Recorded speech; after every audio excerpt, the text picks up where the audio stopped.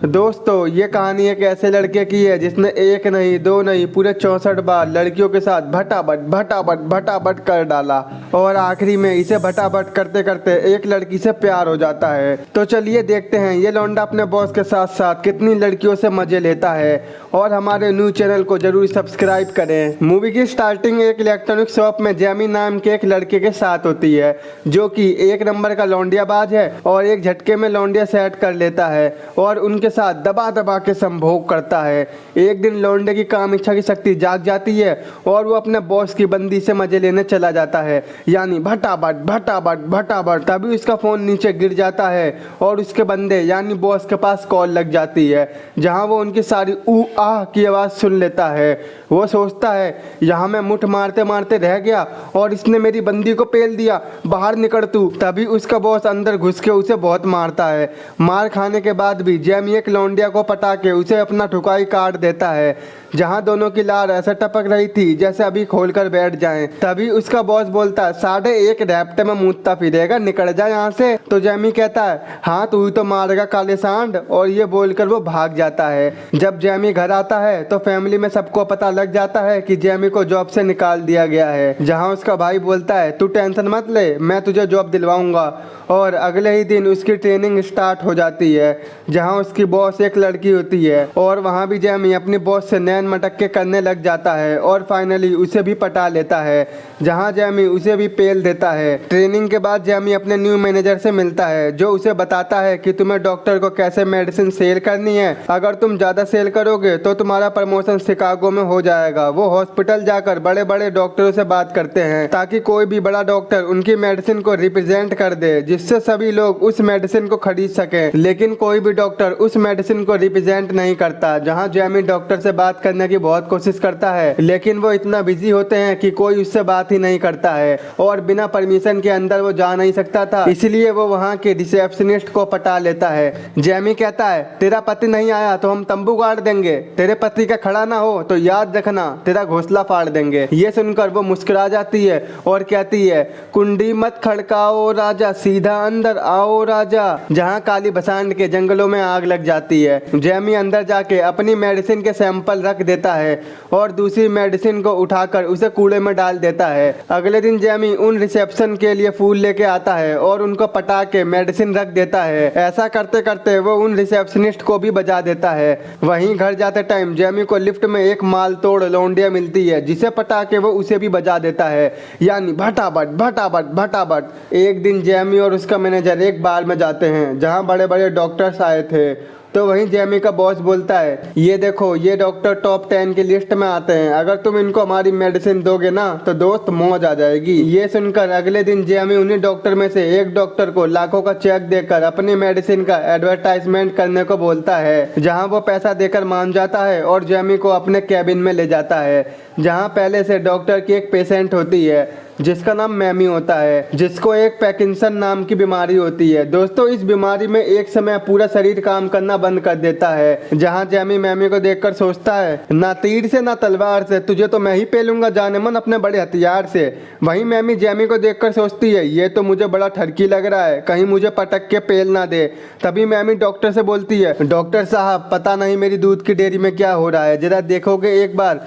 वो जैमी के सामने अपना पूरा संतरा खोल कर रख देती है। डॉक्टर भी इतना बड़ा संतरा देखकर बोलता है बेबी ढर्राटे काट दिए ओम फो। तो वहीं जैमी हंसते हुए बोलता है ले भैया ओम फो, तू अमीर घर की है शायद इसलिए तेरे बड़े हैं, तेरे इन बड़ों के चक्कर में मेरे अरमान खड़े हैं। इसके बाद जैमी कहीं ना कहीं मैमी की मदर डेयरी पर फिदा हो जाता है। उसे किसी भी हालत में मैमी की चाहिए थी तो चाहिए थी, जिससे वो वहाँ की रिसेप्शन से मैमी का नंबर ले लेता है जिसे जैमी ने बजा रखा था और घर आकर सीधा मैमी को कॉल करता है। तो मैमी कहती है अबे तू है कौन और मेरा नंबर तुझे कहाँ से मिला। लेकिन वो समझ जाती है कि डॉक्टर के पास जो चिकना लड़का खड़ा था ये वही है और बातों बातों में ही उनकी डेट फिक्स हो जाती है जहाँ जैमी पहले से ही पहुँच जाता है। जहाँ हमें पता चलता है कि मैमी पहले से ही उस कैफे में जॉब करती थी और वो दोनों आपस में बातें करने लगते हैं।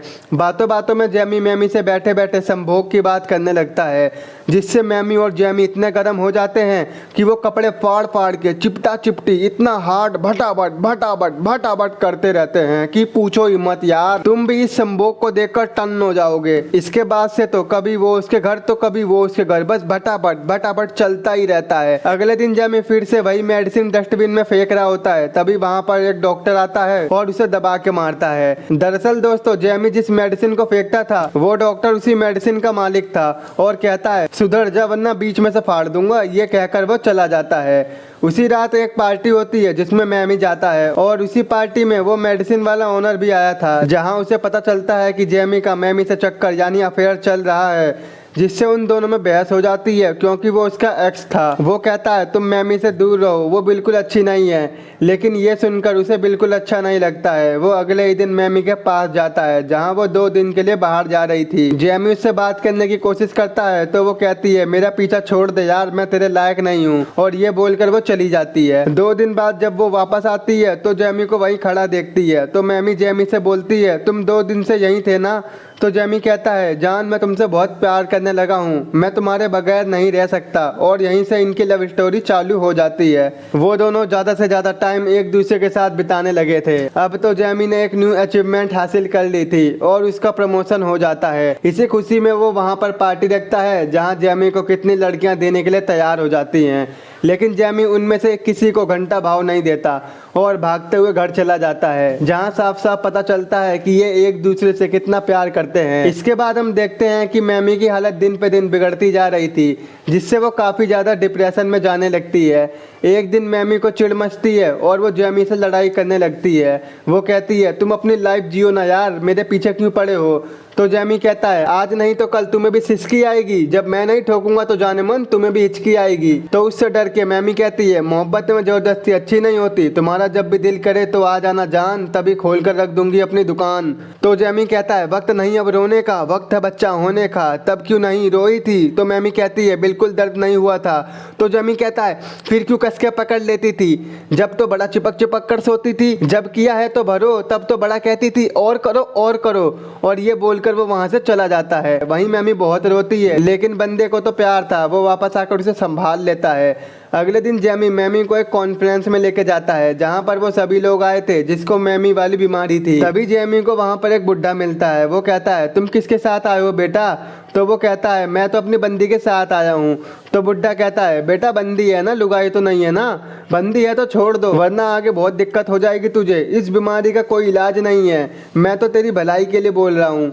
और ये सुनकर उसे बहुत बुरा लगता है, लेकिन जैमी ठान लेता है वो मैमी का इलाज करवा के रहेगा। वो तरह तरह के हॉस्पिटल्स, क्लिनिक्स, बड़े बड़े मेडिकल में उसका ट्रीटमेंट करवाता है, लेकिन मैमी बिल्कुल ठीक नहीं होती, जिससे परेशान होकर वो बोलती है यार तुम ये किस लिए कर रहे हो? तुम मेरी बीमारी के साथ नहीं रह सकते, लेकिन मैं रह सकती हूँ, तुम मुझे अकेला छोड़ दो। मैमी सिर्फ ये सब उसकी भलाई के लिए कर रही थी, क्योंकि वो नहीं चाहती थी कि उसकी वजह से जैमी अपनी लाइफ को स्पॉइल करे, इसलिए वो जैमी से ब्रेकअप करके चली जाती है। उसके बाद जैमी अपनी लाइफ में काफी आगे बढ़ चुका था, उसको प्रमोशन मिल गया था और वो शिकागो जाने वाला था। लेकिन जैमी को एहसास होता है कि मैमी कैसी भी हो, कुछ भी हो, मैं उसी से प्यार करता हूँ, और वो मैमी के पास चला जाता है जहां उसे पता लगता है कि मैमी 2 दिन के लिए कहीं बाहर जा रही है। ये सुनकर वो उसी बस का पीछा करने लग जाता है और फाइनली उस बस के आगे पहुंचकर जैमी बस को रुकवा देता है। तो मैमी कहती है तुम फिर क्यों आ गए? तो वो कहता है मैं बहुत बुरा हूँ, मुझे आज तक किसी से प्यार नहीं हुआ है, जिससे हुआ है वो तुम हो। मैमी बोलती है यार तुम समझ क्यों नहीं रहे हो, मैं ज्यादा टाइम तक नॉर्मल नहीं रह पाऊंगी।